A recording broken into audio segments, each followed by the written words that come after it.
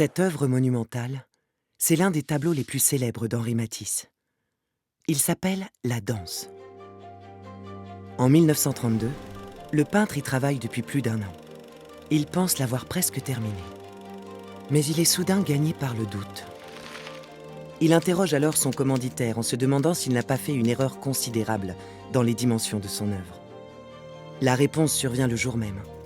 Vous avez fait une erreur énorme. Matisse décide alors de tout recommencer.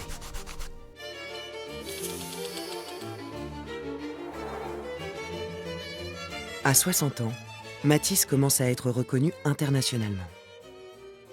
Il est invité aux États-Unis pour participer au jury de la Carnegie International Exhibition en tant qu'ancien lauréat.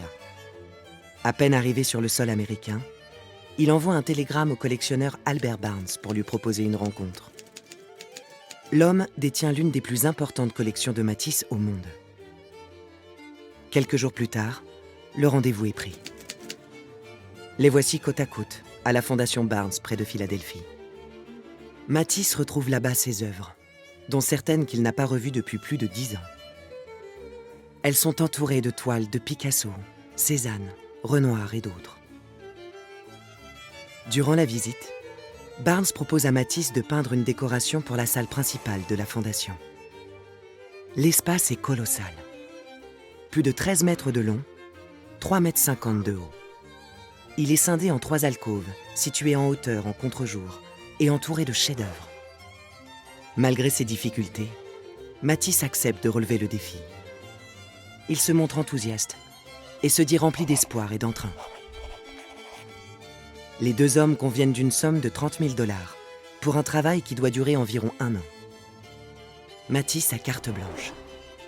C'est l'un des projets les plus ambitieux de sa vie.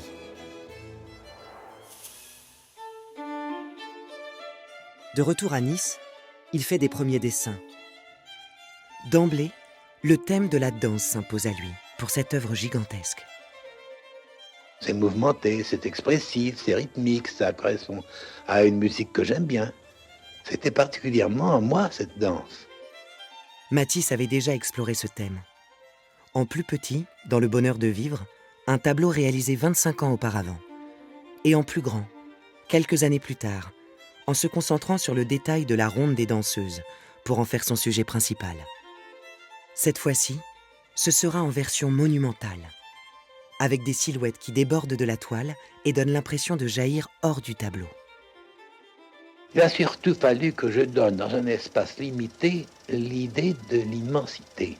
C'est pourquoi j'ai mis mes personnages ne sont pas toujours entiers. Matisse cherche. Il travaille sa composition en pensant à l'architecture de la Fondation Barnes et aux chefs-d'œuvre présents dans la pièce. Je ne pouvais pas, je ne prétendais pas et je ne devais pas lutter avec ces peintures. Alors j'ai dû, étant dans le plafond, prendre une gamme de couleurs qui était aérienne un peu. Durant plusieurs mois, il réalise des études à échelle réduite, s'inspirant de ses tableaux antérieurs, en adaptant la ronde des danseuses aux 3 alcôves de la Fondation. En avril 1931, Matisse est prêt à travailler en dimension réelle. Il commande 3 grandes toiles, qu'il accole les unes aux autres. Pour accueillir cet énorme support, il a loué un garage à Nice, qui sera son atelier pour toute la durée du projet. Muni d'un fusain fixé au bout d'une tige de bambou, le voici dans ce nouvel espace, engageant un corps à corps avec les toiles. Face aux dimensions surhumaines de la décoration, il cherche une nouvelle méthode de travail pour pouvoir modifier sa composition au fur et à mesure. Il emploie un procédé ingénieux, les papiers découpés. Des morceaux de papier sont enduits de gouache, découpés, puis épinglés sur la toile. Matisse peut ainsi facilement ajuster les formes des danseuses en changeant les morceaux de papier de place. Cette méthode étant expérimentale, il tient à la garder confidentielle.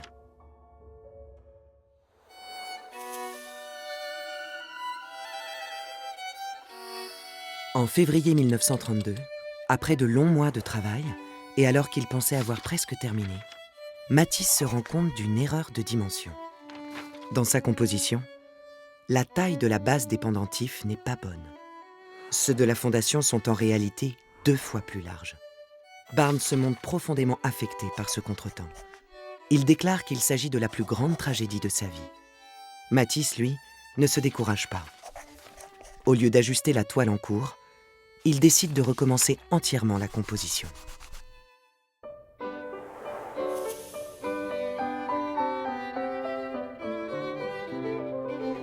Le peintre se remet aussitôt au travail avec les bonnes dimensions. Il recherche un nouvel équilibre dans sa composition. L'écart réel entre les voûtes ne permet pas de conserver le continuum initialement dessiné entre les danseuses. Dans la nouvelle version, le peintre place donc 3 centres de gravité distincts. Chaque arcade accueille désormais 2 danseuses qui se font face, et chaque pilier en abrite un autre. Matisse travaille de longs mois. Il envoie des photographies à Barnes à mesure qu'il progresse. 1 an après la découverte de l'erreur, en janvier 1933, Barnes se rend à Nice pour découvrir la version presque finalisée. Le collectionneur est enchanté. Matisse continue de travailler sur la composition pendant quelques semaines encore. En mars 1933, les papiers découpés sont retirés et le peintre en bâtiment Goyot procède à l'application des couleurs sur la surface. La danse est ensuite emballée et livrée à la Fondation Barnes par bateau.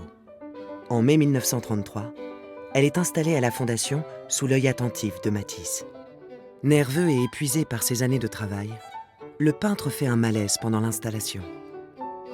Il se montre toutefois enthousiasmé par l'effet de sa décoration. Vu du rez-de-chaussée, on croit être dans une cathédrale, écrit-il à sa femme Amélie. Si on met des yeux, un nez et une bouche, ça n'a pas grande utilité. Au contraire, ça paralyse l'imagination du spectateur. Tandis que si vous donnez des lignes, des valeurs, des forces, alors l'imagination est délivrée de toute limite. L'œuvre semble faire l'unanimité. Les visiteurs de la Fondation se disent ravis, tandis que Barnes écrit que son appréciation grandit de jour en jour. De retour en France, Matisse décide de reprendre et de terminer la première décoration qu'il avait dû laisser de côté. En novembre 1933, il achève cette version de la danse, au caractère plus guerrier, et souhaite la faire entrer dans une collection publique.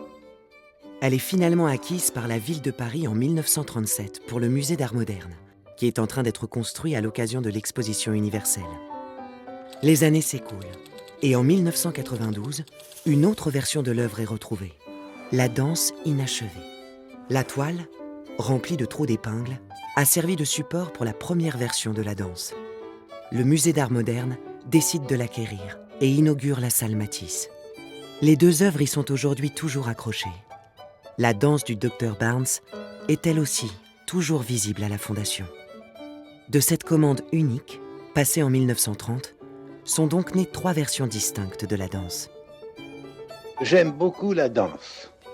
Je trouve que la danse est une chose extraordinaire comme vie, comme rythme. Je trouve ça très bien et je vis dedans très, très facilement. Ce projet ambitieux a bousculé le peintre. Dans les dernières années de sa vie, il renouera avec la technique des papiers découpés pour créer ses ultimes chefs-d'œuvre.